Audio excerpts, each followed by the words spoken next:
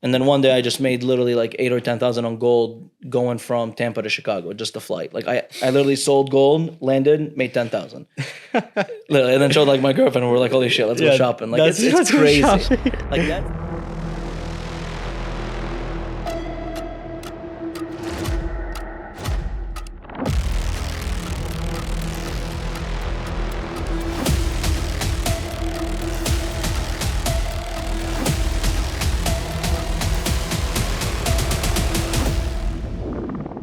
All right, everybody, we're here with Alexandre. He is one of the profitable traders in the world, currently trading on TFT. He recently got a $2,000 payout, and we're going to get into a bit more in your story. We talked a little bit about it, but yeah, it's good to have you here.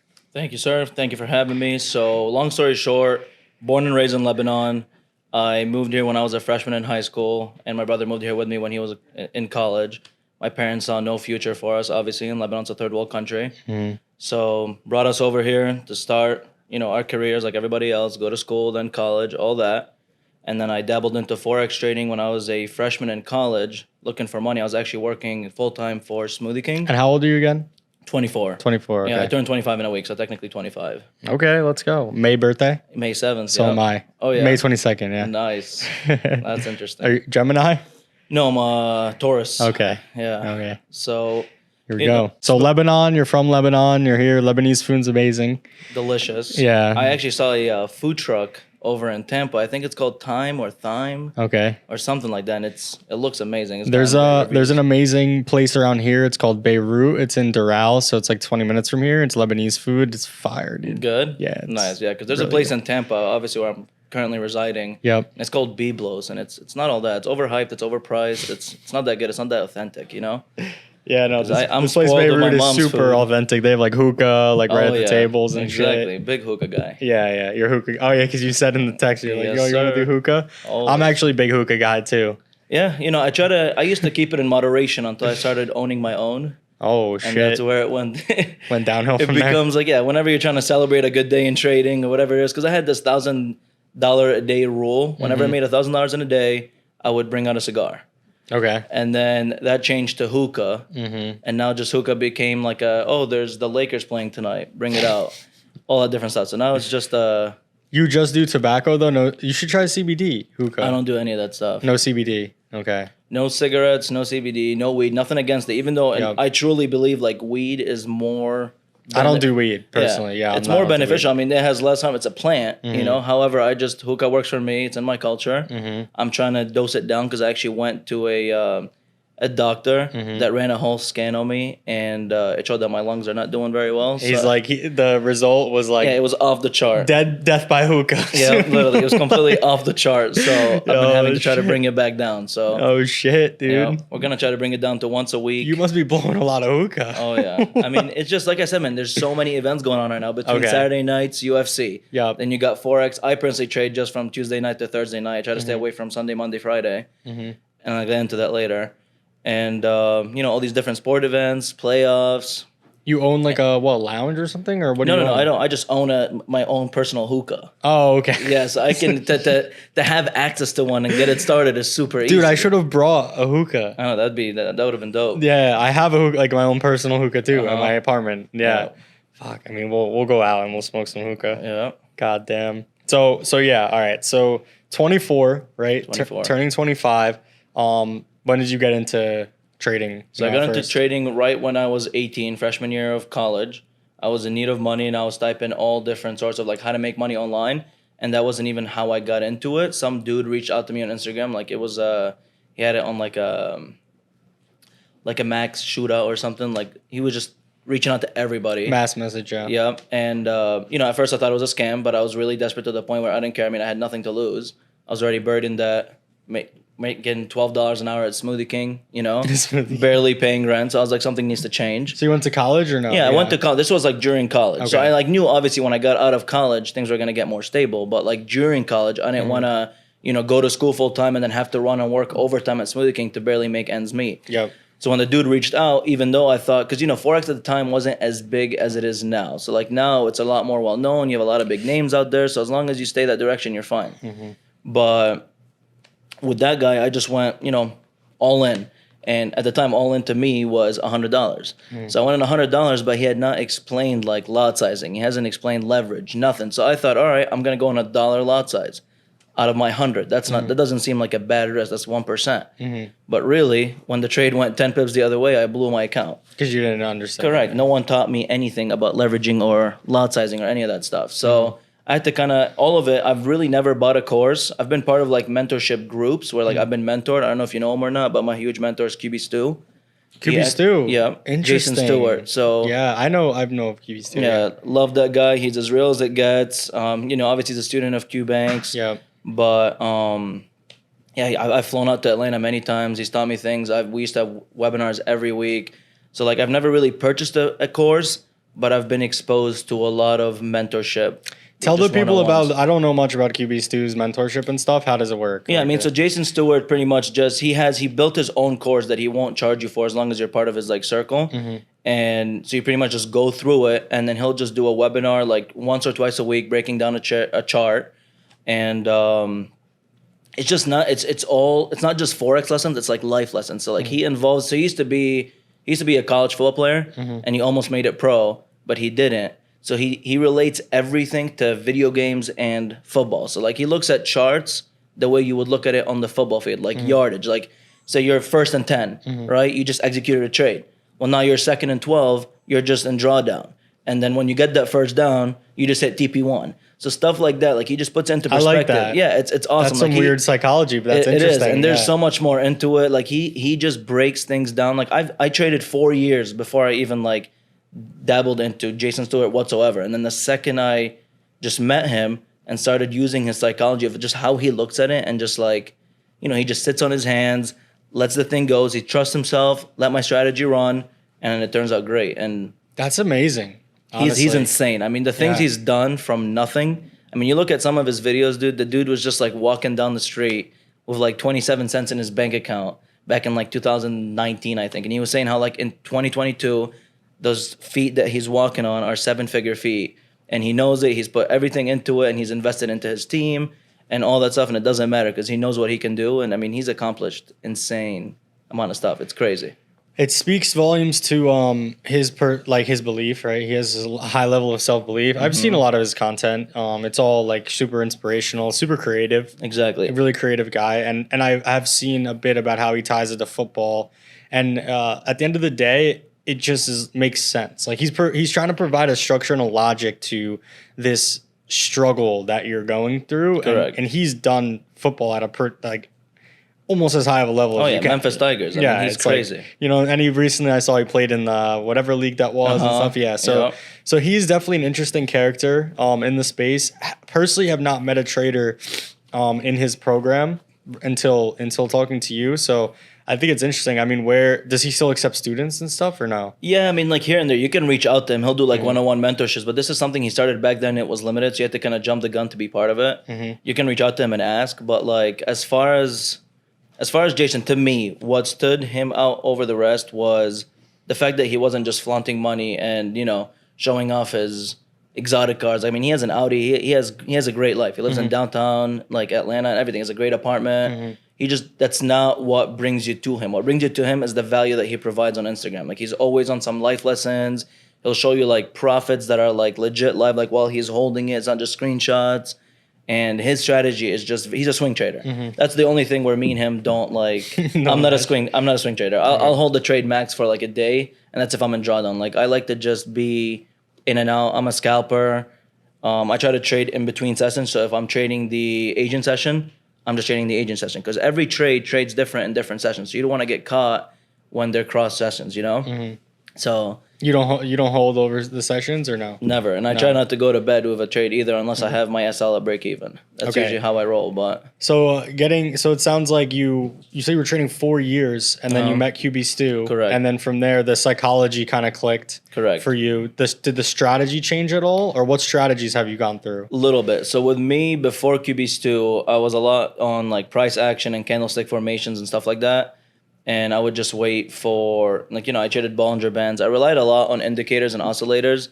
And then when I met him, he kind of just broke down the chart. We cleaned it up, just too simple, like one moving average, one EMA. And then we run a lot of Fibonacci retracements. And, you know, as long as everything, top-down approach, D1, H4, whatever, and then as long as everything's making sense, trades reacting right to the different Fibonacci levels, and the candlesticks are bouncing off the resistance or support, like whatever we're looking at, if it does what it does, and you're patient enough to not just jump because you think it's gonna go down, but because you know it's gonna go down because it's showing you. So one thing he told me always, like, don't trade what you think, trade what you see. Like, the market will show you what it's doing. Like, look to the left, it's done it before. The day will open at a certain price, it will close at a certain price, it'll either stay in between, or either just bounce up and down, or it'll break through. That's all it's gonna do. So do what it shows you it's gonna do. And if you lose money, here's one of his best quotes. He said when he used to lose money in Forex, it didn't bother him because it's not like he just went and spent $2,000 at dinner. He wasn't getting that back, right? But with Forex, if you lost $2,000 on a trade, it's in the market. You know where to go back and get it. All you gotta do is just trade it. Like, I make 2,000, you lost 2,000. You make 2,000, I make 2,000. So when I lose money now, I don't look at it as, oh my God, I'm out 2,000. I'm just like, all right, my 2,000 now is sitting in the market. I just got to go back and get it. That's the difference. So like just little things like that, and just little quotes, like just sit on your hands, for example, right? Because I have this big thing. I used to have FOMO when it came to trading. Like I always think like, all right, resistance is right here, trade's right here. Might as well just go in it right here, put the stop loss right above, and hope to God it's gonna bounce off. Well, why hope to God? Now you're just gambling. Like if you want to turn this into a profession, you have to have a strategy. You have to see what the actual trade is gonna do, what it's gonna show you, and then you execute. There's no point of just saying, all right, hopefully it reacts to it. Because yeah, of course, sometimes that's what a resistance is. It resists the candlestick from pushing through. But if the volume for one pair is stronger than the other, or for one currency stronger than the other, it's gonna push through it. You know, like it's broken things break resistance every day. Oh yeah. So you can't just keep jumping on trades before they hit resistance. You gotta see how it reacts. You know, so if it goes up, touches it, bounces down, great. Wait for the next candlestick open. Does it form a bearish engulfment? If it does, we're in on the next one. Instead of now you waited 2 hours if you're trading the hourly, but now you have a much better confirmation. Potentially your lot size can be bigger, so you have more room for profits, and your risk is less. So you can just sit here, you got a better entry point, you know what's going down. Deep down, you know you can just sit on your hands, like he says, and watch the trade melt, and you're good, versus just hoping to God the second's going to go up there. It's not just going to shoot through and break you. Do you, I know some people look at these type of statistics. Do you find you're selling or buying more? Selling. In trades? Yeah, Okay. my eyes... So I noticed you said melt down, so Correct. it's like, yeah, so you're more selling. Yeah, okay. so my eyes always sees like head and shoulders the way it's supposed to be. A double top instead of a double bottom, or an inverse head and shoulders. Like I always see sells over buys. I do take buys if it like obviously is screaming a buy and it broke some trend line and it's looking like a huge move or some economical like news came out. You know, if it's looking like a buy, I'll take it. But like if you check my trades, 95% are sells. And I usually just trade EU too. So you see, okay, EU's been a very profitable pair for a lot of people. So it seems like you know what you're talking about. Describe to me like 3 trading setups that you would take hypothetically. Like what patterns are they? What time frame? Whatever. Yeah, so usually second I load up EU, I usually only trade EU in 30 minutes after the New York Stock opens, the New York Stock Exchange opens, or London session, right? London session is my preferred method. The only reason why I try to stay away from London sometimes is because the heavy news that's backed into it. So a lot of my strategies won't work because news can just shoot it either way. So say I'm just looking at EU, I start with the D1 just to get the overall direction of the trend. Once I have that broken down, I'll go down to H4 and I'll mark all my resistance and my supports. Then we'll go down to H1 and now we're looking for patterns. Head and shoulders, double top, all that different stuff. Trend lines, all that good stuff. And then I'll go to the M30 where I start looking at candlestick formation. So like say, for example, our D1 is bearish. All right, great. We go down to H4. We're getting close to resistance. Awesome. We go down to the H1. Now we're looking at like a pattern potentially. Correct. We're looking for patterns to form. I'm visualizing exactly what you're saying. Correct. So we're looking for patterns to form. So we know it's bearish. We see a double top forming. We see it getting close to the trend line. Great. Now I'm switching on the M30 and I'm waiting for execution. I need to see it form the double top. I need to see it bounce off the resistance. And then I need to see the 18 moving average cross over the 8 exponential moving average. Once that happens, I will put my SL above that crossover. and then we're running with it. So Interesting. Yeah, it's a very. I'll show it to you So later. I know, so I understand. So basically, the daily is kind of where you're starting off, right? Correct. You're looking to see, all right, is price action, momentum, bearish? Mm-hmm. Is there a confirmation candle showing that there's like breaks of structure on the lower time frame? Yep. Then you're going down to the H4 and you're looking for kind of like support and resistance levels. Correct. Right? That's Supply and usually where they demand. respect them the most. Like if I Yeah. see like a chart was just like consolidating here, and then a break, boom, I mark that. I'll do a whole like. And the 4 rectangle. hours is solid. I mean, when I used to trade more, 4 hour was a solid, like you can see structure there, like their support and resistance is solid, like it's not zooming in too far. Correct. And then it sounds like the 1 hour is where you're executing. You're looking for like patterns. For No, I'm momentum. executing on the M30 Okay, so then 1 hour, what are you looking for? for the patterns. So I'm Okay. looking for the patterns, and then M30 is when I'm looking for candlestick formations, bearish engulfments, doji, any of that stuff. And then when I see that, I execute on the next candle. Do you know how long it takes for normally a trade to materialize from you looking at the daily to the 30-minute? Do you know like an average time that it takes? Because this could take a while, realistically. 100%. So usually, like sometimes I'll get lucky where I'm just doing it, everything's looking good, and then we're ready to go. Sometimes I'll set it all up. I'll leave some notes like, all right, sell here. This is what we're waiting for. It's doing this. Be patient for the next session, right? But usually I would say, I mean, my analysis when I'm on the computer and I'm doing what I gotta do, it's usually like an hour to two to really just chart up a whole entire chart. To digest an entire chart, it takes like an hour or two. If I'm just looking back 2 to 3 days, just say. But if we're looking overall, I mean, it could be a couple hours, and then sometimes it's been days before I even execute it. Because one thing that I've really done, because the first 4 years were sloppy, right? So I've built a lot of bad habits. So the past 2 years I've been trying to clean those bad habits up. So I've been very strict on discipline and when to actually take a trade. Because if I take a trade not when I want to take it, I've pretty much broken my entire strategy and my checklist. And if I do that, it's like what's the point of practicing it if I'm just gonna break it, So I'm really trying to get to the point where it's just all systematic. Like step 1, step 2, step 3, step 4, step 5, great, it's here, go, done. That's why I can't do a lot of AI trading. Like I know AI trading right now is blowing up and everything, but I'm not big on that. Like I gotta be in control, because then it's like, all right, what did I just put in all these 6 years of work? If I can buy an AI and you can buy the same one, I have 10 years of experience, you have none, for example. We're the same traders. The AI what's is the trading difference? for it. Yeah, Exactly. what's the difference? Yeah. And say for whatever reason a firm, gives you no access to use an AI. What are you gonna do if you're relying on Forex?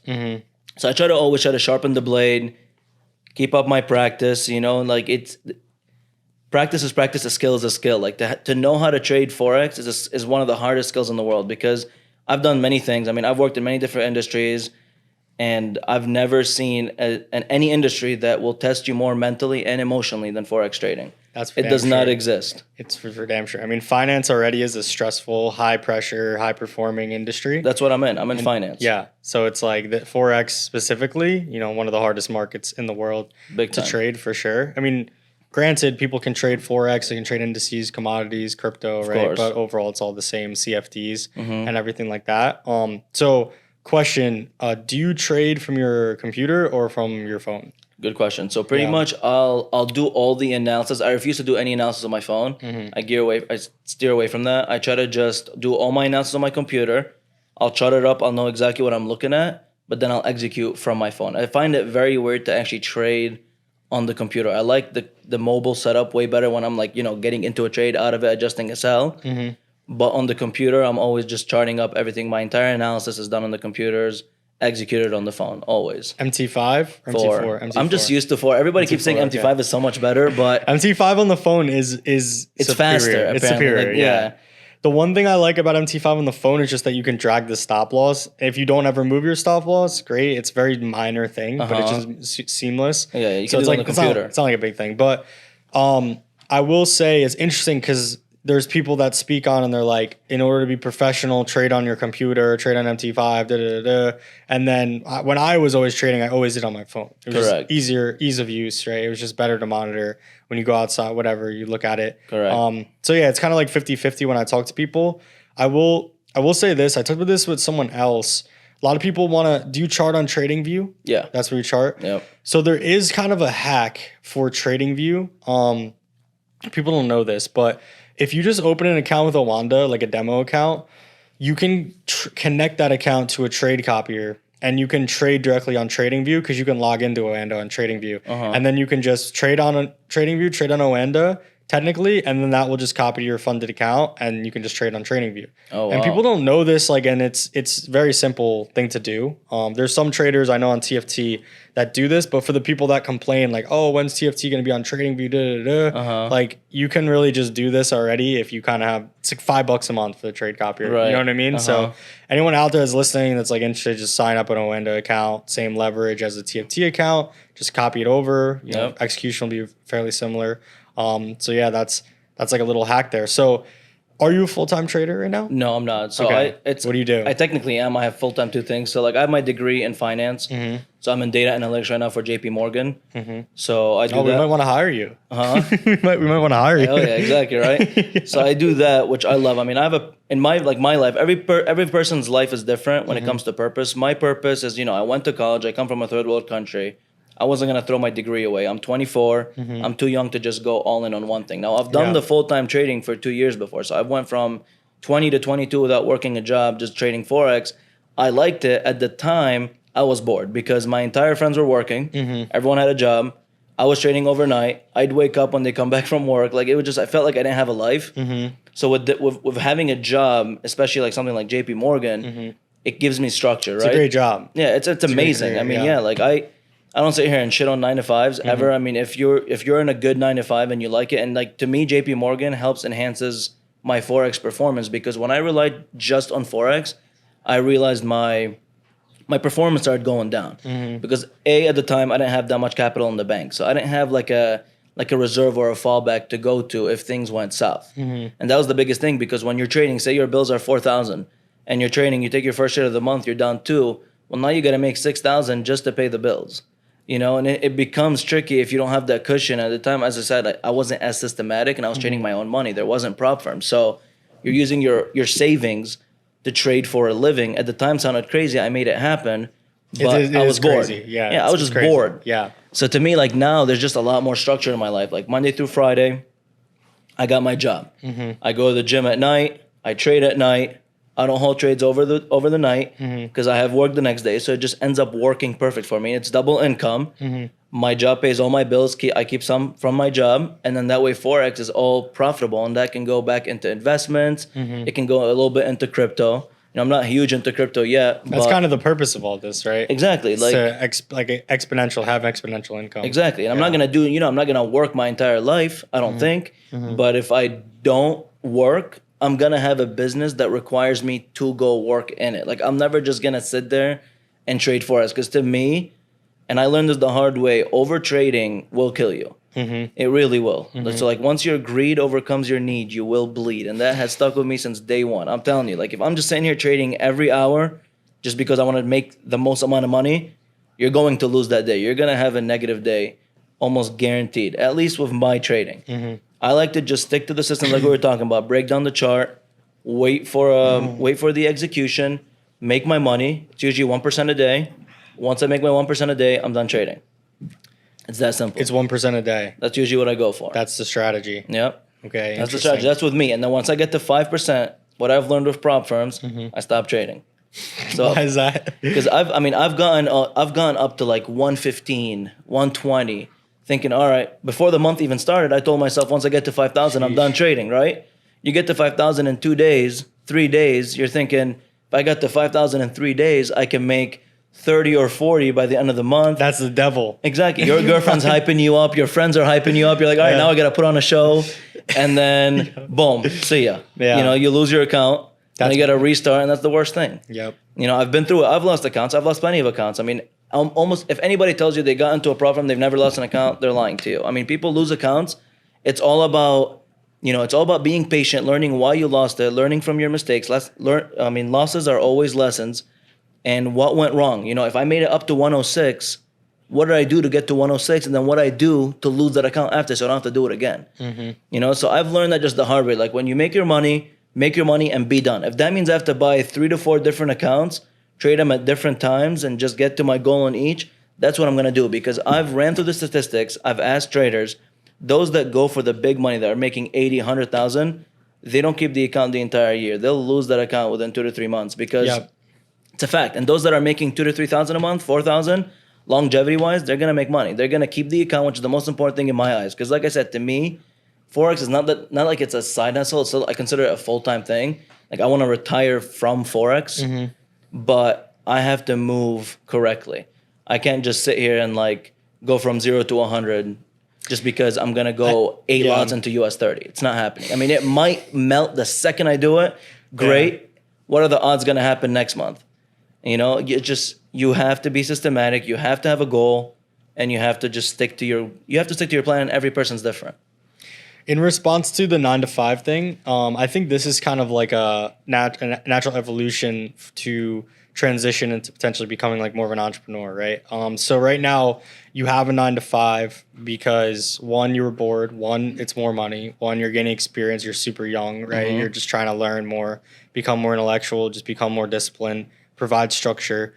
But, you know, at some point, maybe you have enough money to invest in a business, you know, or you start your own business or whatever, right? And at that point, I feel that's the natural transition for people to go from a 9 to 5. Like, all right, you're trading, but also you've started maybe a local business or an online business or whatever it is, right? You've invested in real estate, you're managing your real estate. Exactly. Then it makes sense to transition. So I'm glad that you had that realization. You're first generation to America. Yeah. So yeah, it's like kind of, I'm second generation in America, and nice. I basically, you know, I went to college. Like I got a degree in IT, and after college, I was like, fuck a 9 to 5. I'm never gonna work a 9 to 5. Like I was super passionate, but then I dialed back and was like, I need to have gratitude about my degree. Like not many people have this. This is a great opportunity. Instead of Ubering, I could be working at, you know, a pharmaceutical company in IT. Right. So I got a 9 to 5, and I do think that propelled me because a lot of the skills that I learned in my 9 to 5, I was working in IT operations, marketing, and sales, and I worked in other functions as well. That I took with me into my business, and I applied that, and I think that's what really allowed me, like gaining those skills, learning from all these various people. Exactly. You know, the structure, all of that. It really did build that momentum. So yeah, I don't, you know, people shit on 9 to 5s, whatever. It's a stepping stone if you use it, or it's a career, and it's a very reputable thing to do. It's a very good use of your time, of your skill. You know, you can make a lot of money with 9 to 5s too.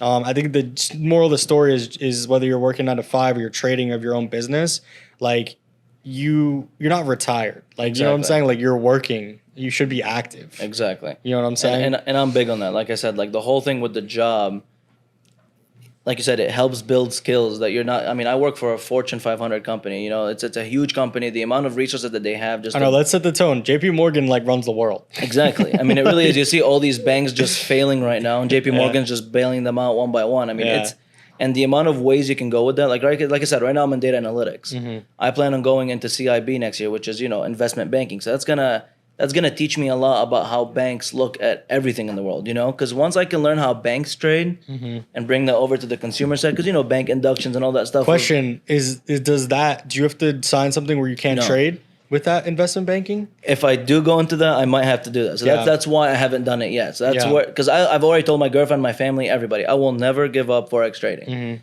Like if I have to give up my dream job over to trade, I'll do that. Like trading to me, it changed my world as a kid. I mean, since I was 18, I've driven nice cars. I'm in the best apartments. I travel. Like that's all Forex money. That's not my 9 to 5. My 9 to 5 gives me that comfort. It pays for my bills, and it guarantees me in my head that if everything goes to shit, end of the day, I'm only excelling on this side, right? Because I'm super ambitious, dude. I mean, there's a point where I was a full-time student. I had a full-time job. I was a full-time trader, and I was running my company with Forex. So I was sounds like provider. An immigrant. Yeah, exactly. So I was literally just like, I didn't believe in sleep. Like for 6 years straight, I was sleeping 4 to 5 hours a day, and I still do that. But that's just how I'm wired. I perform best when I'm only sleeping 4 to 5 hours. This is literally the core of Americans. Like a real American, is this grind. Right. This is in America. Correct. At the end of the day, I think people lose sight of that. There's a lot of shit going on in the world right now. Of course. This is what it's about. You've immigrated to the country, or your parents have. You're first generation, and you are fucking grinding. Right. And the reason why I do is because I see what it's like in other places, and a lot of people that are just born here through generations, they don't get to see that. They think America is all it is, and that's what it has to provide. But when you're in my country and you get electricity, half the day, and you have to make use of it, and you have to decide when you want to take a shower because hot water is on XYZ amount of the time, and just so many different things that you lose sight of. And then when you come here, this country has a lot to provide. And if whatever you like, there's no specific industry that will just make you rich. Find your passion, go all in, become the best at it. Even if it's a 9 to 5, become the best at your 9 to 5, and you will be rich, 100%. You're getting me fired up because I'm from America. I'm second generation, so I grew up here. I didn't grow up in a third world country.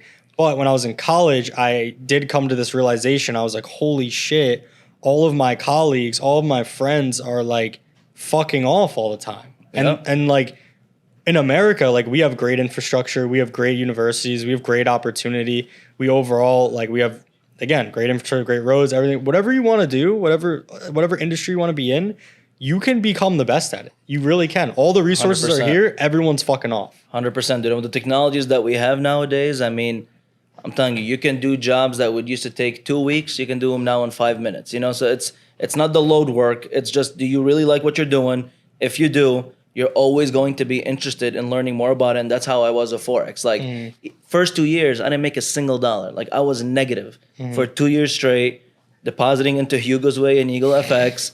Boom, blow the account. I see the account flashing red. See ya, right? Had no money. Boom, go get your credit card, cash advance, go into more debt, run it back, blow the account. But all it was for me in the beginning, I saw my mentors making money. So I knew it was possible once you unlock that skill. So I never lost sight of it. And every day you'll find me in my free time. It used to be Friday, Saturday, Sunday.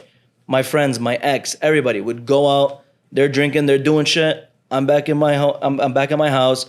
I'm in my office, and I'm backtesting. Backtesting. No matter how good you get at Forex, if you're not backtesting, you're gonna lose your skill. I'm a huge believer in backtesting. I sit there and backtest about 5 to 6 hours a week easily. Backtesting is huge. Even to today. Even till today, and it's only gonna keep on getting. I'm only gonna keep doing it more and more and more. I'm like when it comes to passion. Forex trading, just Forex. I mean, I haven't really gone into options. I've heard good things about options, crypto, all that. I like it. I have respect for them. Forex trading is my thing. It's like when people say, you got your brand. I want people, when they're talking about me, they're going to be like, okay, he's a Forex trader. That's what he does. That's what he, like, we're going to ask him questions about anything. Like, that's just what I do. That's what you do. So every day I want to get better. If there's a day that I'm going behind, I mean, I track my winning rate and it just keeps going up. The second I go down, it's a problem. What went wrong? What do I need to learn? Am I using the same strategy all the time that it's not working? Do I have to switch something? Is it a pair that I have to stop trading? And that's what I came down to, because I used to trade, dude, 20, 30 pairs. I would scroll through my phone. A lot of pairs. Press it, chart, look at it. Okay, not good. And I was just in disconnect to like what they really were doing. So now I just broke it down to basics. Euro USD, AUD USD, NZD USD, and USD CAD. And I'll do Those gold. are the best pairs. Yeah, and I'll do gold here and there. I try to stay away from it. I mean, gold can be profitable. I've also seen, like, I've seen it break people, right? So if you're the type of gold trader that's going to be in and out, you'll have more success than holding it. Because you'll see gold go between 1990 and 1980 30 times throughout a week. And then when it decides to move, it'll go from 1990 to 2070 in an hour. So I try to stay away from pairs that are like that. That's why I don't trade like GPP, JPY. Because if you look at a chart, a tiny like movement on GBP JPY is like a 50 pip move. It's like 60, 70 pips. Right. So I in the lots that I use, I'll blow the account. So I'm not doing that. So I try to stick to trades where I can give it room to do its thing, where I can set a decent SL that I want to truly set, that I think is a good SL, not just an SL that's going to keep me from blowing the account. So if the overall like daily loss is 5,000, I'm not just setting an SL of 4,800. I'm setting an SL that I think, okay, if this pair went to this price, we're fucked. Like, get out of this pair, move on, go to the next one, go for a run, do whatever it is. So that's how I roll. So back to you were saying about America, find your passion. And listen, it's not just America, right? Of course. If you're living in some other part of the world, I mean, obviously, maybe the conditions aren't as good as this country. Right. But you can still find your purpose. You can still work really freaking hard. But I do want to highlight, like you said, you truly can do what you want in this country. You 100%. literally, when we were walking in, you were like, so you run the company? Like you were like saying to me. And I'm like, I'm an example of like the American dream, 100%. quote unquote. Like I had an idea. I worked really fucking hard at it. And here we are today. And everyone's like, what the fuck is going on? They're bending reality, all this stuff. And I'm like, no, like we believe in what we're doing so much so that whatever problem comes our way, there's always a solution. 100%. That's it. I mean, there's nothing left. And that's called being all in. And QB Stu, you're mentioning him. I mean, he's all in on what he does. Like there's ultimate belief. And that's another quote that he said. One of his quotes is, if not this, then what? You know, and that's one thing that when he was blowing accounts or things weren't going his way, he kept telling himself, if I don't get good at this or become successful at this, then what? When you don't have a backup plan, you're all in into something. And that just becomes your food. That's your diet. That's what you live, breathe, everything. That's your stuff. Figure it out, make money in it, or you're done. So he kept telling himself, if not this, then what? You know, and boom. It's funny, the one of the quotes, I say a couple quotes. People see it on Twitter and stuff. One of mine is, if not now, when? Because that's great. When, you know what I'm saying? Like, we have the opportunity. You have to show up. Like, if it's talking about trading, I mean, listen, Monday or Sunday night, markets open again. You have an opportunity. You got to focus now. Don't put off. Don't this and that. If you're learning, don't put off studying, all that. Like, you just got to get and take action now. And another quote that I always say, and people see this all the time, is I say, somebody's got to do it. And that's like an immigrant type quote, because it's like, it's like, I'm second generation, you're first generation, as somebody who maybe your family's not established with wealth and all this stuff. It's like, you start to realize somebody's got to do it. Like, you have to pick up the slack. You know, you have to be the leader, whether it's your family, your friends, whatever. Right. Even in my business, right? Like there's a reason that I'm in the position of the CEO, and it's not just because I know the most. It's because I'm choosing to be on top of everything that's going on. Right. I'm choosing to intently pick up the slack where it's not, per se, other people aren't doing it. And that, again, is not because I'm the most knowledgeable, not because I'm the most skilled. That's just my role at the end of the day. And I think you can take that and be the CEO of your business, your trading business, be the CEO of the setup, be the CEO of your life. Like, just have that persona where you're going to be ultimately a leader. And would you describe yourself as a leader? 100%. Yeah. And what traits, why do you think so? I've just always, I don't know how to explain it. So I've just, anywhere I am, in any scenario, it's going to sound cocky, but even in my friend group, I mean, you just kind of tend to see other people kind of just following my moves instead of me following them. So I tend to bring out this positive energy. I mean, I'm very positive. You'll never hear me say one negative thing. And if you're a negative person, you're not going to be around me. That's just as simple as it is. And two, I just have this character where, I'm very nice. I like things certain way, and they have to be fast and correct, right? I hate lazy stuff. I hate lazy people. I can't stand it. But so it seems like you move with conviction. I move with conviction, and one of the biggest thing is I won't tell you to do something if I'm not doing it myself. So I model the way for you, and then I'll enable you to act too. So it's not just me telling you, hey, let's go do this, and you're doing it. I'm just sitting here clapping for you. It's more like, all right, let's go do this because I did it too, and we're gonna do it together. And I'm gonna watch you do it. And if you have any other ideas, let me know, and we'll do it together. Yeah. So I've always noticed myself. I've always seen myself as a leader versus a follower. Yeah, and if you don't, for anyone listening, if you don't believe you're a leader right now, right? So there's people listening. There's like, I'm not a leader, right? I don't take action. I'm not on top of the things. I mean, listen. The way to become a leader is to don't lie to yourself, right? If you make these commitments, stick to the commitments that you have. With yourself, your family, or your friends, or whatever, and just start small and think big at the end of the day, and build those little habits, those little commitments up over time, and you can become a leader as well. I think the world we live in today, there's so many men and women who are just not leaders, or they're just followers. They're just indulging pleasure, all this shit, right? They're not trying to take initiative. And at the end of the day, it's just because they're not making commitments to themselves and keeping them, and they're not setting goals, and they're not thinking big. So for you, we kind of started off and I said you made $2,000 with like a payout, but there's more to the story to this, right? So of course, like tell us about your prop trading journey, when you got into it, and payouts and all that stuff. Yeah. So I used to, like I told you, throughout college, 4 years, I used to trade my own money. Any money I had, whether that was through credit cards, cash advances, money I saved up, Christmas money, whatever it was, I would find a way to put an account together. And I had this thing where I would flip $100 to $1,000 weekly. And I realized that, all right, I did it. Me and my buddy Jonathan, we used to do it all the time. And then we ran this signal group, and we would show the people. We would run like 100 to 1,000 join us on this thing like once a week and we'll get you to 1,000. Just take our signals. And they would do it. And That's wild. yeah. So I loved that. But in my mind, I was young. It was great money for me. But essentially, if you're doing that every week, you're taking 100 to 1,000, like almost nothing, like for under $4,000 a month. To some people, that's a lot. But when you get older, that's barely rent nowadays, right? Yeah, it's nothing. So it's like, all right, realistically, I'm getting a 1,000% return on this. 1,000% return, when you're thinking long term, it's not going to be sustainable. So what's a way to, become a much more consistent trader month after month, bringing in the same money, if not more? Boom, the idea of prop firms came out, brought this in. Second I saw it, loved it. It was FTMO at the time, and joined FTMO right away, and they were a great firm. I just, I didn't agree with, they kind of just haven't changed anything since they started. Nothing. Yeah, literally zero. So I've just kind of like steered away from them. But back to the whole point of the whole prop firm thing, to me, it was such a bonus because when it came to taxes, it was no longer capital gains. It became, all right, start a business, form an LLC, and you can get a business credit card, do whatever it is, run, like you said, be the owner. I became the owner of my trading. So like a loss was an expense. Whether that was, I looked at it as I just paid one of my employees. Challenge account, yeah. Or a rent. It is whatever it was. Yep. If I paid for a challenge, if I paid for my computer setup, whatever it is, that's all expenses, right? So I started treating trading more as a business than just as all right, I have $100, let's flip it. Like the casino, right? Yeah. So now if I have a gambling itch, Like I'm you're going to the playing casino. 100%. I'm a blackjack guy. Yeah. But yeah, so that's what I would do. But now it's a lot more like, all right, prove that you can trade. Great, here's $100,000. Back to my 5%. That's 5,000 just on that $100,000.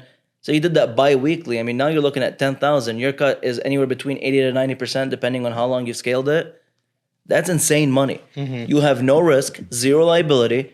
If I break any of the rules, you guys just take the account from me and I just restart. I'm not sitting here losing my own money. So then the whole emotional side of it out of the window. That's what I noticed. Insane. Because, when you have like 20 grand of your own money on the line trading it, every time you lose anything, it hurts. But when you're sitting here trading 100,000, it's really just a way for you to leverage, and it allows you to go in more as a lot size, and you can get to your goals way quicker. And I have no liability. I've proved to you guys that I can trade. I'm part of the TFT fam, and I'm trading. You're locked and in. if I make money, I make money. And yeah, going back into the whole firms, like FTMO never changed. I have nothing against them, but they just never changed. I've been with the funding talent, which I made most of my money in. I made over 80 grand there. And then 1 month I was up 20 grand, quit my job. Me and my girlfriend had just moved to downtown Tampa. So I quit my job. Our bills are insane. Just our rent was over 3 grand. Our car payments were 1,000. Like everything, it was all like we had high bills. I had decent money saved up, and I had this account that was making 24 to 25,000 per month consistently. And they had this thing over there where if you failed the account, all you had to do was just like pay the fee again, and they reset it, and you started back at 100 funded, which I thought was cool, but it always was catchy, right?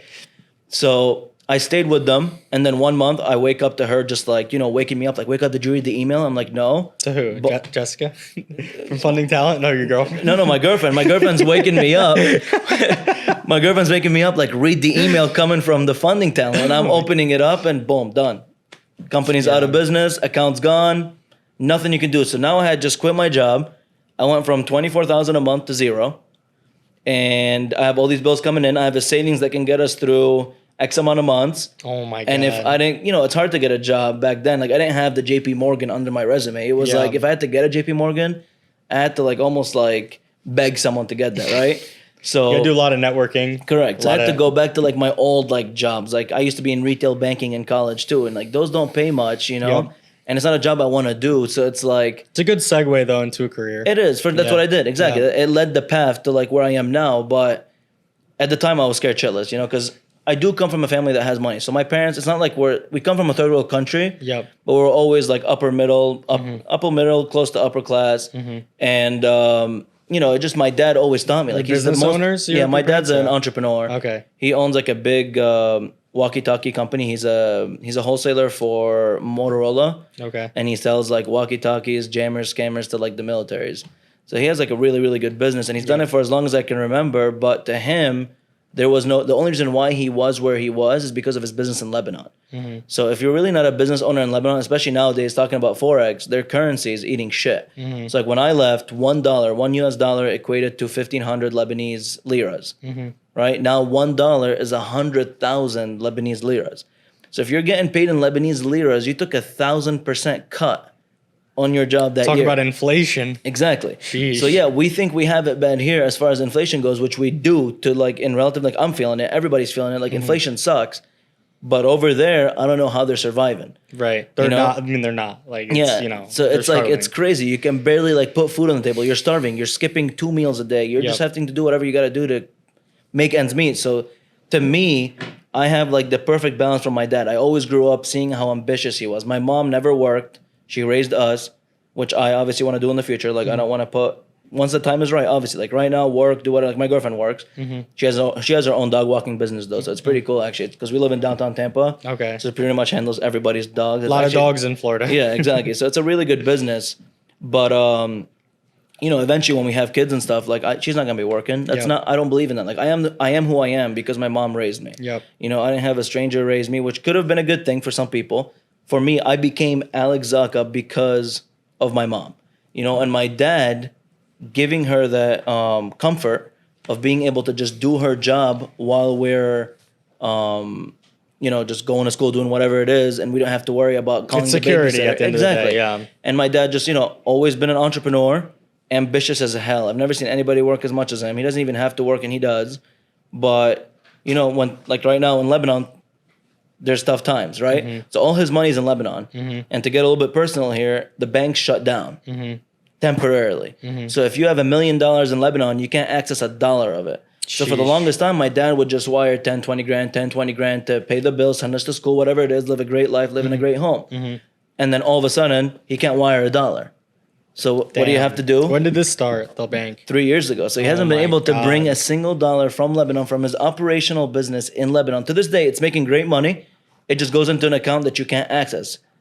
However, it's going to open up eventually. So we're praying on that day that It's happens. like Binance or like an exchange. Exactly. God damn. But when it happens, he learned his lesson. This time he's going to bring it all. He'll pay the taxes on it, whatever, and then you'll move on. Yep. But that's just something he's having to live with right now. He downgraded his life. Obviously, they have to. And just seeing that, seeing how like he's still positive, like going from what they used to have to what they have now and seeing how they are is to me, like it's an eye opener. You know, like my dad will do whatever he has to do to get to where he needs to get. And that's kind of like my approach with everything. Like you'll always see me working. You'll always see me prioritizing things that are more important than bullshit. I know how to have a great time too, but like there's times for that. It's not every weekend. You know, it's not 5 days a week. I don't just find excuses to go out and drink. Like that time's gonna come. You know, one of my great mentors too once told me, not even a Forex mentor, just a life mentor. Like they even told me you're either gonna work super hard when you're young and then enjoy the rest of your life, or you're going to enjoy your young life and then work when you're older. Fuck that. You know, and I don't want to do that. I'd rather work hard now when I can, when it doesn't seem like it's hard. It's just another day. And then that way, when I'm in my 30s, 40s, 50s, 60s, I can provide a great life, not have to work as much, optimize a bunch of things, and I'm good to go. That's kind of my mentality. I think right now, because I work, you know, super hard, and we're running this business. We have 7 other businesses. Like, there's a lot going on, right?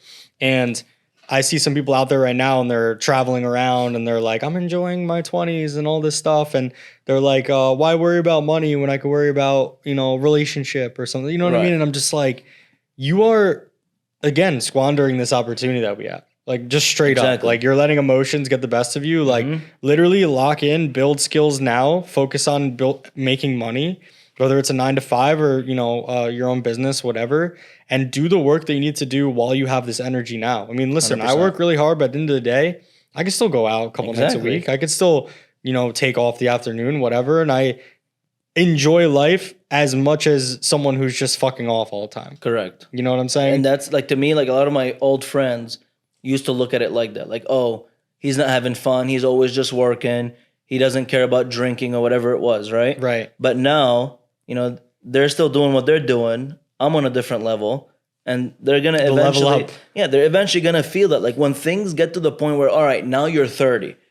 All right, where are you in life? You know, you just want to start now because now you think, all right, all my friends now have families. I don't really have anybody to go out to. Maybe now it's time to start. Well, now you're 12, 15 years behind. You're fucked, dude. Like You're fucked, yeah. Like, no one's gonna give you the same. No one's gonna take you as serious. Like people when they talk to me or they want to come up to me to talk to me about a business opportunity or anything, any side hustle, they know that I'm coming in 100%. I've tried it all, man. I've tried e-com, failed. It wasn't my thing. I've tried social media marketing. I've tried every single thing out there. I've won 100%, every single one. My passion hasn't clicked with any of them. It was all just for money. My one passion was Forex. And that's my thing. That's your thing. That's my thing. That's it, man. I've Forex tried a bunch trading. of stuff too. Yeah, I've tried a bunch of things as well. And I think at the end of the day, it's the most important to find what are you good at? What do you have talent in? And then how Correct. can you be passionate enough to, have that talent become exponential and become ultimately a skill level that can return a ton of money. But even going back to like the point of like people that are out there that are drinking, that are this, and they're coming to you and they're like, why aren't you drinking? Or aren't you like, if you don't know what to say to these people, just literally tell them you're trying to be the boss. Correct. You're trying to boss up. You're trying to be the boss. So you guys go enjoy yourselves. Exactly. You know what I'm saying? Nothing against it. At the end of the day, whoever bosses up the most, whoever does the work, whoever sacrifices, listen, you guys have fun. You're going to end up working for me, and that's fine. Exactly. You're going to either work for me or by some way or another be impacted by work that I do, and you might not even know, but that's the path that you choose. So for you, I mean, listen, like we mentioned in the beginning, this is a tough game,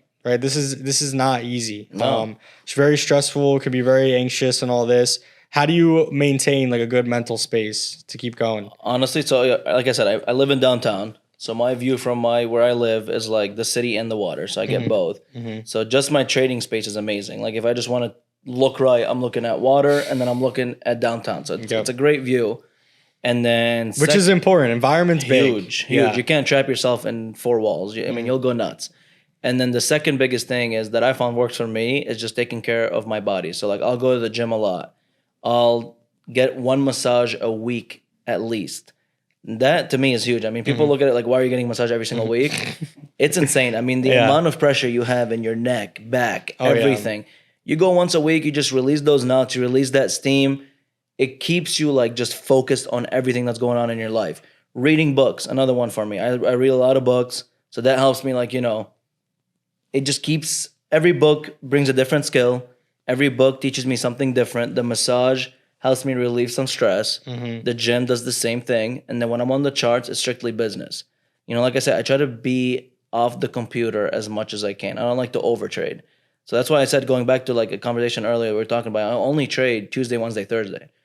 Sunday, when the market opens, I let it do its thing the whole day, all the way till like Monday, 5 p.m. Eastern. If it doesn't look like it's ready to be traded, I'll let Monday run to first London session, let it be, and then I don't start my trading till Tuesday morning. And then I'll run through Tuesday, Wednesday, Thursday night, and I'll leave Friday go because every Friday is a lot of news. It's all packed in from 8:30 a.m. to 12, and the market's going to close at 5. I don't like to hold trades over the weekend. Right. So Friday's I a try tough stay day away to from it. trade. Yeah, like I've had great Fridays, but I've had really shitty ones too. So I just try to stay away from them. I realized that like my most consistent days are Tuesday, Wednesday, Thursday. Another thing I noticed, Sunday, Monday, Tuesday, the market's going one way, and then Wednesday, Thursday, Friday, the market's going in another way. So Tuesday, I really just try to finish whatever Sunday, Monday was doing. So if you had a bullish movement on EU Sunday, Monday, and it's looking great, I'll buy on Tuesday, hold it, and then expect a reversal Wednesday, and I'll ride it Wednesday, Thursday, Friday if I have to. But that's why I try to just trade the end of the first cycle and the beginning of the second, and I don't end on Friday. You know what I mean? What's been like your biggest win in trading? My biggest win, your biggest trade, I made $23,000. and So not the biggest. It's walk us through like that setup and what happened. so if you want to talk about one trade, it wasn't one execution. So it was Euro USD, and I stacked like 12 times.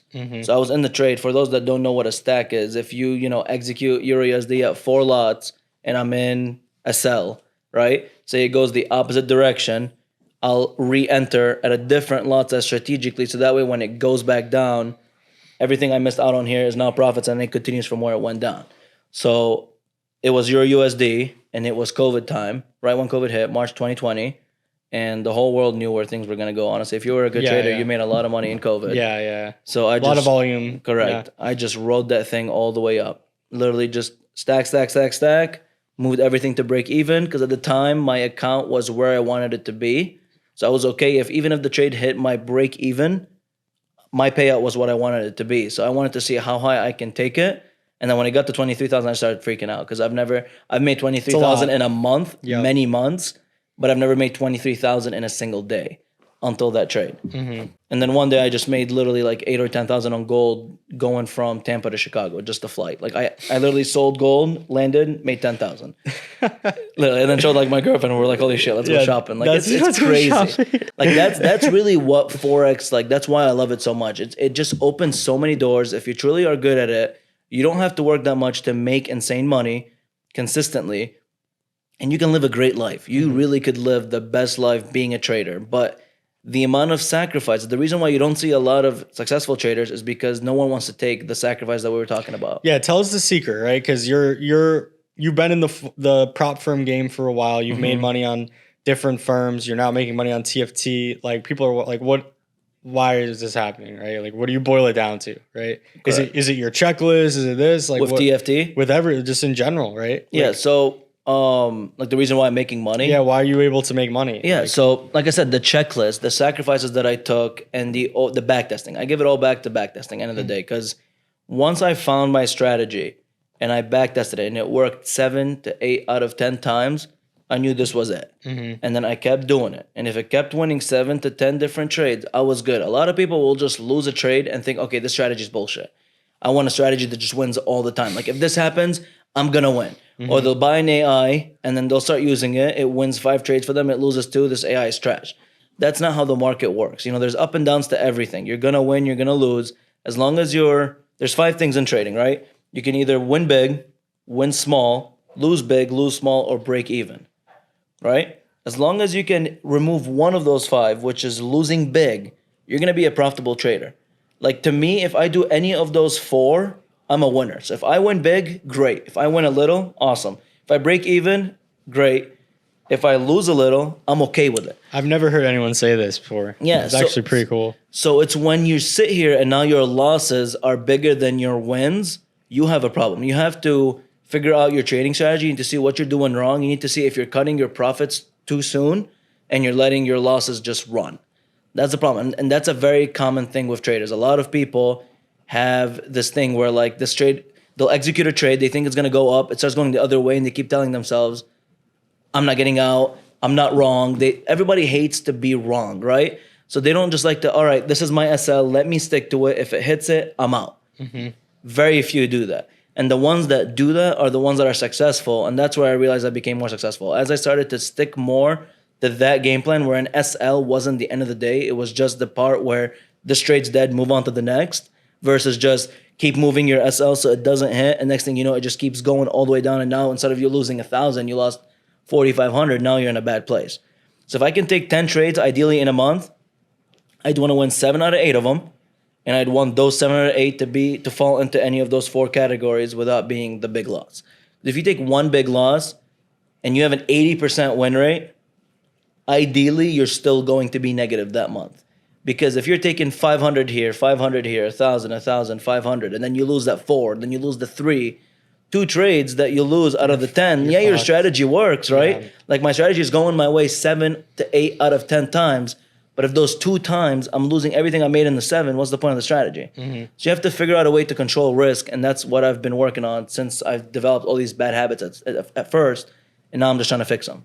And that's all it is. So now I got introduced to TFT, love them when it comes to pricing, when it comes to overall everything, customer service, payout speed, payout split, everything. I mean, it's no other firm out there can even come close. And that's where I moved my business fully. I traded with my Forex funds, great firm, nothing against it, just doesn't compare to TFT. I've traded with FTMO, I've traded with the funding talent, I've traded with the instant funding. All these firms out there, not every single one has its pros and cons, but if you're looking to become a full-time trader or something that you want to rely on, so like not just, because you can go get funded tomorrow with any firm, but you don't know if they're going to stay in business. So what's the point of getting funded? You don't get you don't get that accomplishment from it. But if I get funded from TFT, it feels great because A, they're not going anywhere. B, I know I'm getting paid out. I got paid out, and I got paid out very fast compared to other firms. I didn't have to take a week off between trading cycles. A lot of companies out there, you request a payout on a Monday, you're not getting it till Friday. Now you missed the whole week. So really your months are 3 weeks at a time. Yeah, and now we're doing the 24-hour payouts too because the automation is in place. Yeah, I mean, it's nuts. Yeah. That's crazy. That's listen, unheard of. You said something when we were talking before about you traded with funding talent, you had that bad experience, you lost the money that you made, and then how long did you take off from prop firms? 6 to 8 months. I took 6 to 8 months because to me at the time, A, I was in a bad place. I had no income, so I couldn't take a risk. And then B, I had like a bad taste in my mouth about prop firms. It took me a while to trust someone. And the second I got to TFT, things felt right. Everything felt right. If anything, I remember I didn't get my credentials for I don't know what it was. I think when I got funded, I signed and it said something about 24 hours. I didn't get them. And I reached out. Within literally 10 minutes, someone responded and I had them. I mean, I've never seen a quicker turnaround when it comes to reaching out to customer service. I don't know what you do. Hats off to you guys. I'm telling you. I've been with almost every prop firm. I'm not just saying this because I'm on this podcast. I'm truly saying, I mean, I just met you today. Nothing beats TFT, and that's a fact. I mean, I trust them truly with my entire heart. Yeah, and he said before the podcast, you were like, what are we going to talk about, this and that? Right. And I'm just like, listen, we need to be as authentic as possible at the end of the day. And I told you, I was like, if you want to come on here and trash the company, it's what the people want to hear at the end of the day. Yeah, right? exactly. Whatever it is, the authenticity is what we want to be. Because I didn't want to talk about the bad experience that I had with funding talent and make it seem like prop firms are not the move. But I'm telling you, it's just every prop firm is different.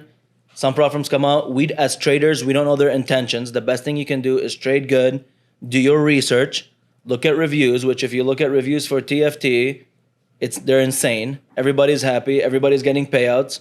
Payouts don't get denied unless you break a rule. And, every firm has its rules. Stick to the rules. Don't do something. You can't complain if you break a rule and they don't pay you out. That doesn't make sense. You're trading their money. You're trading under their rules. Stick to it, and you'll get paid. If you do what they tell you to do and you make money and they don't pay you out, then that's a problem. But that's never happened. It's a big insane. problem. Yeah, exactly. What kind of company are you? So many companies are doing that. And to me, that's why I stopped doing the whole... I used to have my own company where I would fund people and then I would help them trade, but they would use my signals to make money. Yep. Stop doing that. Because A... There's a lot of money in that. There's a lot of money. There is. It's a sketchy business. Exactly. It's one thing to, there's a difference between good money and bad money, right? I want to make good money the right way. So with that being said, if I'm getting my brother or my friend into this thing, and now you invested into my service, you invested into that service, you get funded, we're celebrating. You make money, you request a payout, it gets declined because the company did whatever. A lot of people that join don't have experience of trading, so they're not going to blame the firm, they're going to blame me. Blame you. So I figured, all right, you know what? Screw that. I'm just going to be an independent trader. I'm going to do my own thing, trade my hours, trade when I want, call it quits. No one's going to expect me to just send them signals Monday through Friday. And if I miss a day, they're not going to understand why. It's not easy to be doing the signals. It's not. It's really not. And the thing is, it's kind of the way I ran in the beginning. I was young, so I didn't really know how to structure it the right way because they just thought, they're getting signals Monday through Friday. And if I didn't send them one on Tuesday, I wasn't doing my job. And like I said, going back to over trading, less is more. So realistic, if you can get 2 to 3 good signals, you're set. Instead of getting 10 and just winning half. There's no point. There's no point of quantity. It's quality, always.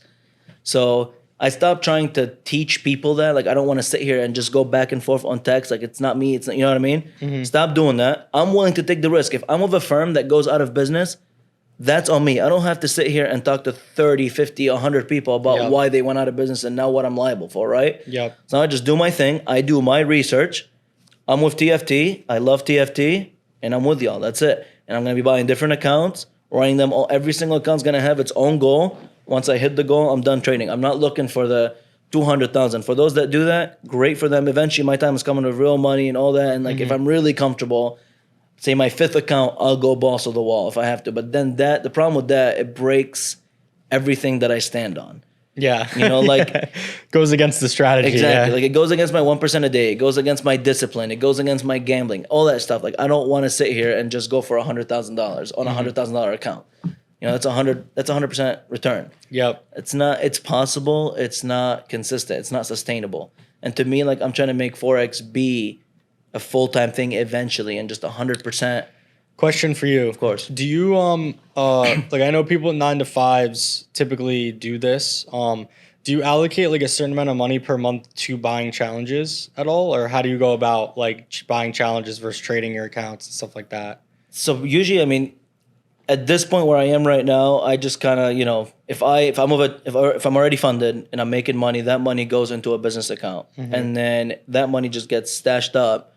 And if I happen to lose the account for whatever reason, I just buy the account from that. Yep. But you know, if I didn't have that kind of money, that's kind of the strategy. That's what the strategy would be. It would be, you know, working 9 to 5. If I'm keeping $500 a month extra, put it aside. Wait for a good. You guys are the best when it comes to promotions, and wait for a great promotion where there's always one around the corner. Get into it. There's and always one around the corner. There really is. I mean, I'll get hit with nuts. 3 different ones, and it's cool because you guys don't just run with like a discount, right? It's kind of like what's most important to you as a trader. So some people, sometimes you guys come out with a discount that's just the price. That can work great for people that are on a budget that just want to get started and have a higher income. For other people, it's not the challenge money, it's how much am I going to keep. So you do these 90% promotions, which are great. You have just so many different ones that fit different traders, and that's what I like about it, you know? Yep. So I'm telling you, man, no complaints. Hats off to you guys. You're doing great. Yeah, we are working on right now. So the standard challenge was our original one. Which one do you buy? I've bought the Royal, and I like, so far my favorite's the Rapid. Okay, so the standard was because I don't want to shit on the standard if that's your Right. thing. The standard was our original challenge that we launched with. It was great, 6% daily drawdown, which no one else did, 12% max drawdown, which no one else did. You know, fantastic. But what we're seeing lately is it's not as popular. The Royal is the most popular challenge by far, Rapid as well. So those are the most popular challenges in the thing. So we're kind of thinking about how do we shake things up with the standard. Obviously, in the industry, a big thing right now is profit splits from phase 1 and 2, and then also the no time limits thing. Yeah, right, that's great. it's a huge thing. Huge. So we're thinking of, and I'm interested in your feedback. We're thinking of doing the standard. We're gonna make it similar to FTMO, how it's like 10% profit target, 10% max drawdown, 5% daily, with the option to purchase the 6% daily or the 12 if you'd like, if you want to lock that up. But then we're gonna do the unlimited trading days for phase 1 and 2 each, and then the profits from phase 1 and 2, either 10 or 15. So we're trying to shake things up and do that for the standard. Now the differentiator is I know the Royal, you can use the EAs. EA, correct. You know, people like that. EAs, the news trading, it's open. Right. For the Rapid, do you do the swing or the regular? Regular. Regular. Because I don't hold trades over the weekend. Okay, fair enough. And so the regular, you have the higher leverage. Correct. Right, for example. Yep. Which, you know, some people like it. So it sounds like you don't hold the trades over the weekend, but yeah, so we're trying to shake things up, new challenge. Obviously, you've probably seen the unlimited trading days from a few other firms, right? Correct. It's becoming quite popular. So do you believe, like, in your opinion, like the unlimited trading days, like how much of a differentiator is that with everything? So to me, it's not that I think 30 days isn't enough. I've never used the entire 30 days. Usually I finish a phase within a week or two, max. So that's why I like the Rapid, because there's no minimum days. There's none of that. Once I'm done, I move on to the next phase. But back to that, I don't think it's not enough to get 30 days. I just think people perform worse when they're under pressure, especially a time limit. So just them knowing that, like, all right, there's 30 days, I gotta get to 8,000, and say, especially if they go the other way right away, and they start making some bad decisions to get to where they need to, and then they lose the account. So I think making it unlimited sounds great because it's just gonna allow them to sit back, take their time, and just go trade by trade, percent at a time, or whatever their strategy is to get to where they need to without feeling pressured that, all right, I bought the challenge January 1st, February 1st is my last day, I gotta make this happen, right?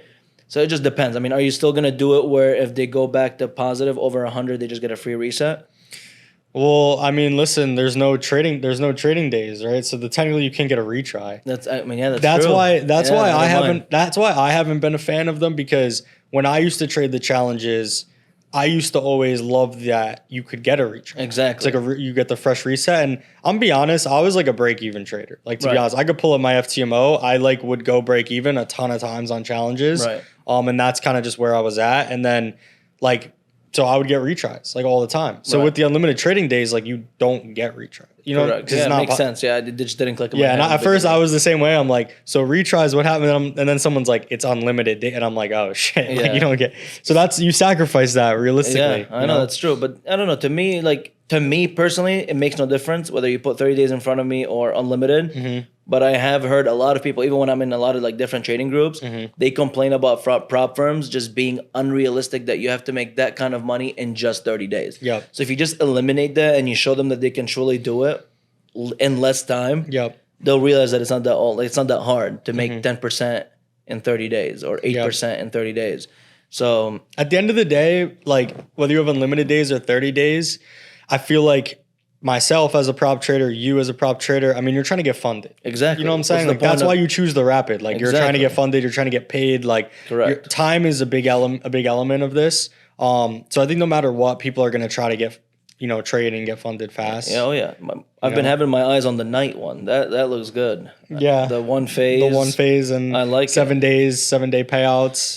Because really the only con to it is the little daily that you have. But Yep. to me, I don't go that high anyways. Like I'm not trying to, if I'm sitting here risking 5,000 every day, it's a problem, you know? Mm-hmm. So to me, if I'm only risking 1% a day, whether it's 3% daily or 5, there's no difference to me. So I have my eyes on it. I might that might be the next challenge. We're that I throwing buy. around an idea too. My Forex Funds does this program. It's called Accelerated. I've heard of it. Yeah, and it's basically like instant funding. Correct. Like you pay more upfront. They have two. One of them is Rapid. One of them is Accelerated.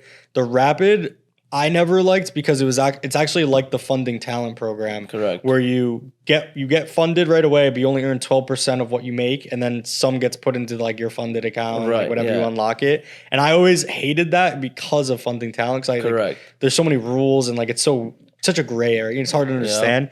But we're considering because of feedback we've gotten, either that one or the Accelerated. And the Accelerated is interesting. It's more money up front, but you get funded right away. It's like 50% profit splits, but then you can scale up. So we're looking into that stuff. I just don't, I like the 2-phase more. The 1 phase is good. The drawdown's less, so it protects us, whatever.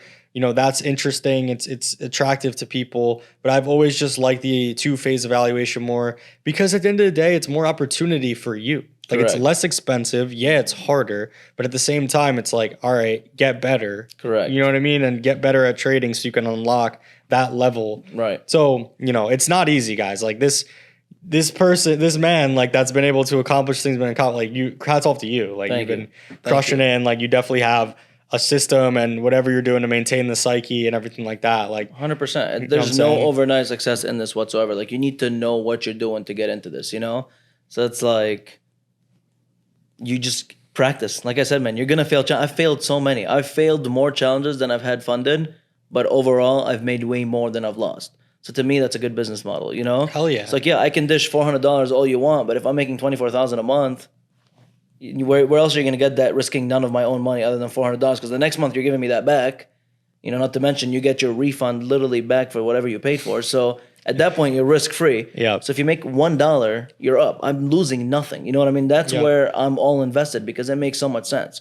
So like going back to what I said, if anybody tells you they haven't lost a challenge, it's bullshit. I mean, the best Bullshit. traders lose challenges. It's just Yeah. some certain market situations, your strategy is just not gonna click. I've been in those where it makes you second guess yourself, but you just gotta stick to it, stick to your rules. Remember what you used to do in bad situations. If it's a bad week, stop trading.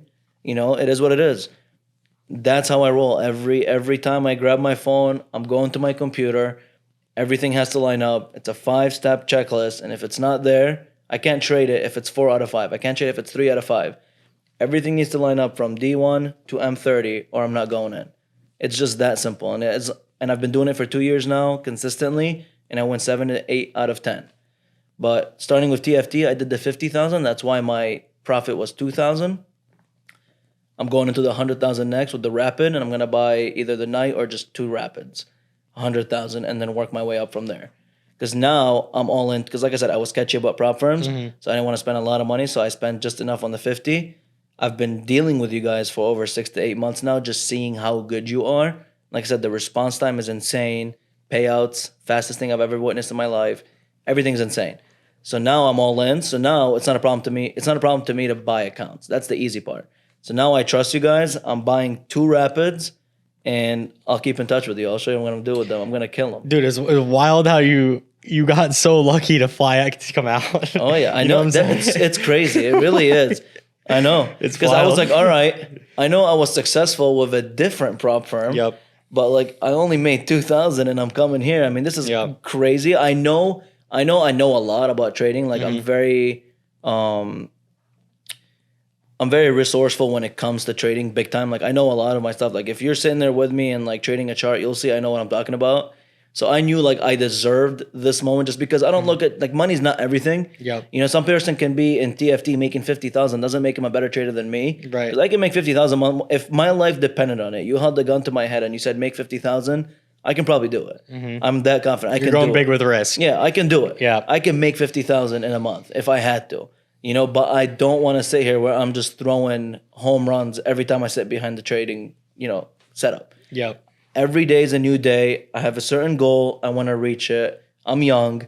Once I get past that stage and my confidence goes even higher than where it is right now, I'll start making more money. Because, dude, in the beginning, I have screenshots on my phone. It's so funny. You look back 6 years when I first started trading, I used to like screenshot a $10 win, a $15 win, $30 win. Then those became $50 days. Then the 50 became 100.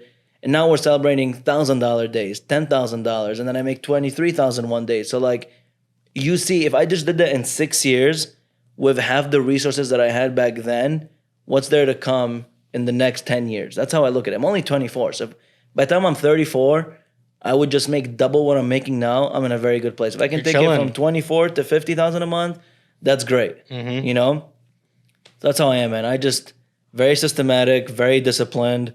I don't judge traders by how much money they make. To me, it's all about consistency and their mindset and how long you're keeping your account. The first question I'm asking you as a funded trader is how long have you had your account? To me, it's not how much you made.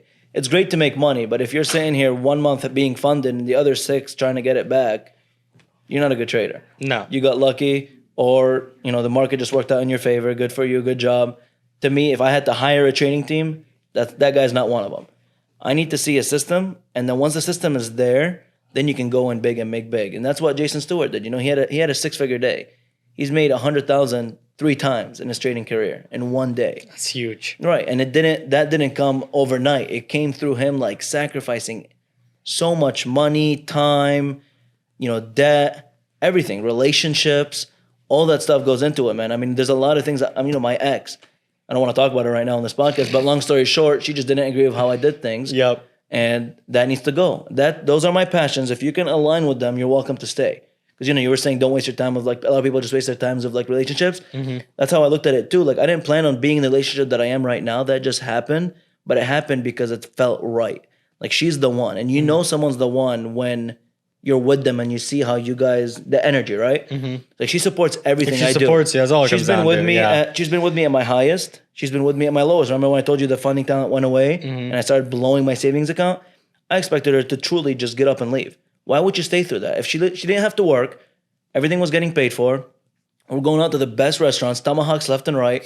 Literally, yeah, I'm telling you, dude. There was no like worry about money. And then overnight that changed. I was like, all right, if I was her, I would have left. What's in it? But seeing truly like how much she's invested in me, and she always tells me she believes in me and she knows what I can do. She's the one, dude. Yeah, that's it. That's when 100%. Like she stuck with me at my best and my lowest. And then that's all happened within like 3 years. So like she's that's the big. one. Yeah. Exactly. I mean, listen, whether it's long term or short term, she's definitely an important part of the journey. 100%. Right now, and hats off to her.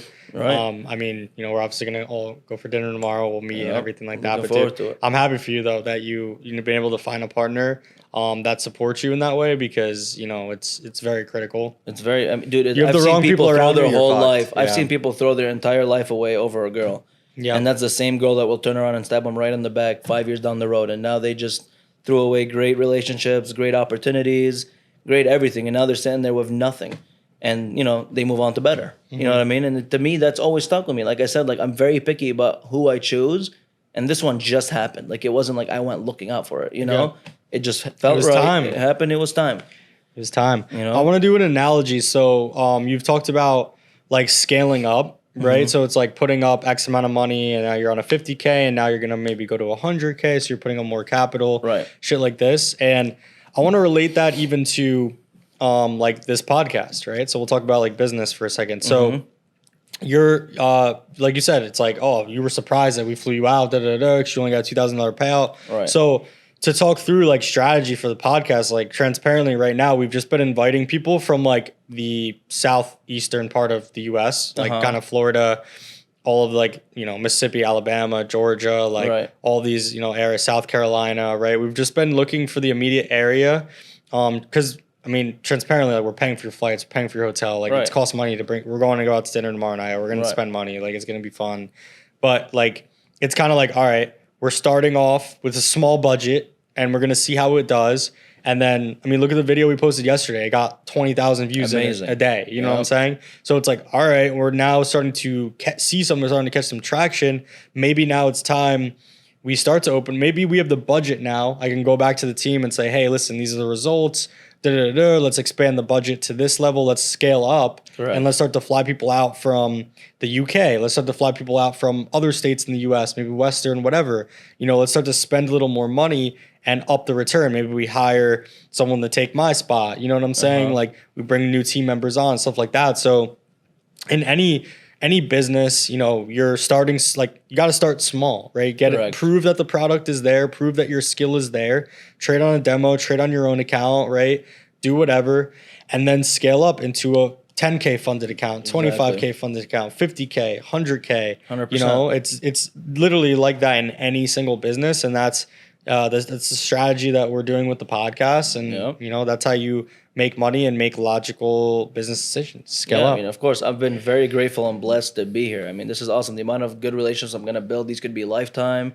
You never know what we could make out of this in the future. But in anything in life, everybody always wants to shoot to the top right away. They start a company. If it doesn't make the money they want it to make in 6 months, they just clean their hands with it. They move on. But that company could have made it, you know? So it's like you have to, like you said, you have to make sure the product works.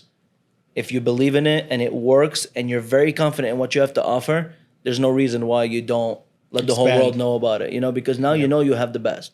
I just told you TFT is the best. You know what I mean? And I've traded with every firm. That could just be my opinion. It could be biased, but it's not. I've done it, you know, and I've traded with every firm. So there's who's going to stand up to me and say this firm's better? You know what I mean? Give me your reasons, because I've been with almost every firm that had a sort of a reputation, right?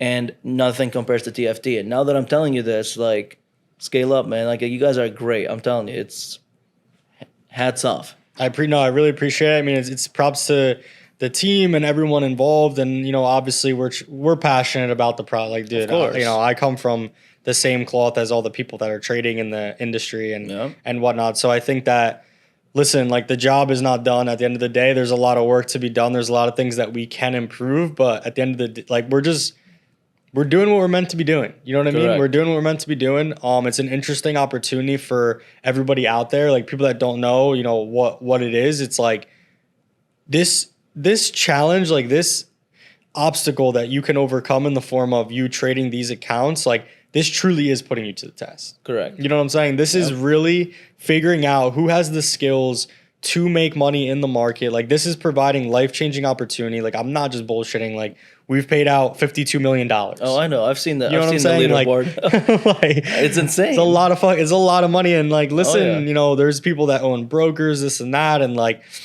TFT is making a large impact on the world. You know, people are starting to take notice. You know, things are starting to scale up. Like you said, we're trying to take things to the next level. We know that there's things that we need to improve. Everyone out there knows this as well. We love all our critics. We love all our supporters. Of course. Equally so. At the end of the day, I'm going to wake up and just in a straight line go where I need to go. And that's why we're where we are now. Correct. You know what I'm saying? Yep. So no, listen, I appreciate your support, like genuinely. And obviously 100%. I'm to hear like, you know, your level of experience with the platform and like your feedback, it obviously brings joy to myself. Like it's like, damn, like this is really hard work pays off. Yeah, for sure. Hard work pays off. But like I said, the job is not done. I say this in the TFT Discord, like the battle continues. But listen, we're gonna wrap it up with the pod. I really appreciate you coming on here. You said it was your first pod.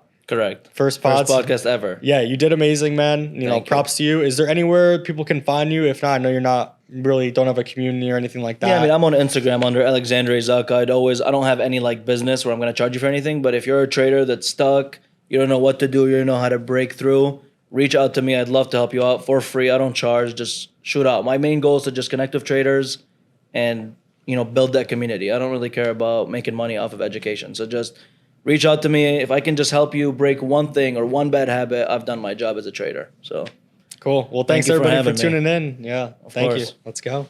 Oh.